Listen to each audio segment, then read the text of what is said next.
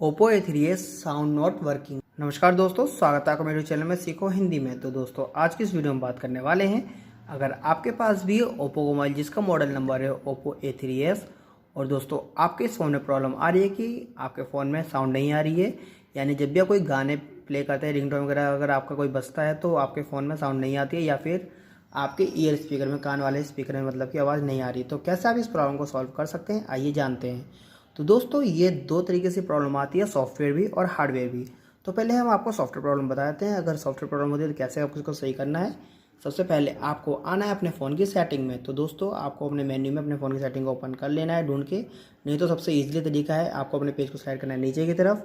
यहाँ पे कोने में मिलेगा एक ऑप्शन, तो इसको सेटिंग वाले ऑप्शन पे टच करना है आपको। जैसे आप इस पर टच करते हैं तो यहाँ पे आपके फ़ोन की सेटिंग ओपन हो जाएगी बहुत ही ईजिली तरीके से। फिर दोस्तों आपको यहाँ पर मिलेगा साउंड एंड वाइब्रेशन वाला ऑप्शन, देखिए फ्रेंड्स इस तरीके से। तो आपको इसको टच करके ओपन कर लेना है।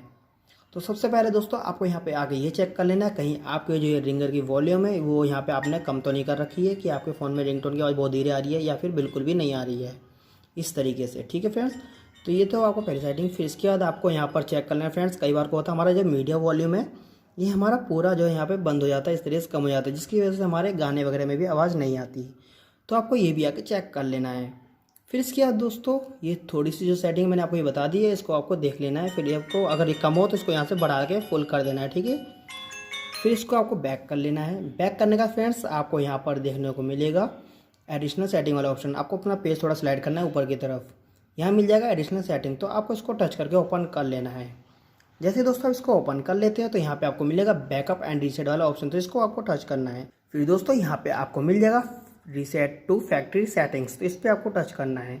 तो देखिए फ्रेंड्स यहाँ पे आपको बिल्कुल भी घबराना नहीं, कोई टेंशन नहीं लेना, क्योंकि आपका मैं कोई भी डाटा डिलीट नहीं करवाने वाला, ना ही कोई फोटो या वीडियो, ठीक है। तो यहाँ पे आपको मिलेगा रीसेट सिस्टम सेटिंग्स का ऑप्शन, तो इस पर आपको टच करना है। यहाँ नीचे आ जाएगा रीसेट सिस्टम सेटिंग्स, तो इस पर आपको टच करके यहाँ पे कंटिन्यू कर देना है। दोबारा से आपको रीसेट सिस्टम सेटिंग्स पर टच कर देना है। फिर आपको अपने फ़ोन को यूज़ करके देखना है। अगर तब भी यूज़ नहीं होता फ्रेंड्स, तब भी आपका ये प्रॉब्लम सॉल्व नहीं होता, तो आपको अपने फ़ोन को एक बार ये आपका जो ऑन ऑफ का बटन दिख रहा है इसको आपको इस तरीके से दबाना है। दबाने का फ्रेंड्स यहाँ पे आपके सामने डिस्प्ले पे कुछ तरीके से शो हो जाएगा। तो ये आपका ये पॉइंट दिख रहा है वाइट वाला, इसको आपको ऊपर की तरफ स्वैप कर देना है। तो इस तरीके से दोस्तों आपका फ़ोन रिबूट हो जाएगा, यानी कि बंद होकर चालू हो जाएगा। फिर दोस्तों आपका फ़ोन का जो ये प्रॉब्लम है जहाँ तक है सही हो जाएगा। अगर दोस्तों नहीं होता तो आपको लास्ट में अपने मोबाइल को सर्विस सेंटर में दिखाना पड़ सकता है। फिर आपके फ़ोन में जो है ये हार्डवेयर प्रॉब्लम होगी, आपको अपने रिंगर और स्पीकर चेंज कराना पड़ेगा। तो इस तरीके से दोस्तों आप अपनी इस प्रॉब्लम को सॉल्व कर सकते हैं। अगर दोस्तों आपको वीडियो अच्छी लगी प्लीज़ को लाइक कीजिएगा एंड मेरे चैनल सब्सक्राइब कीजिएगा। Thank you so much.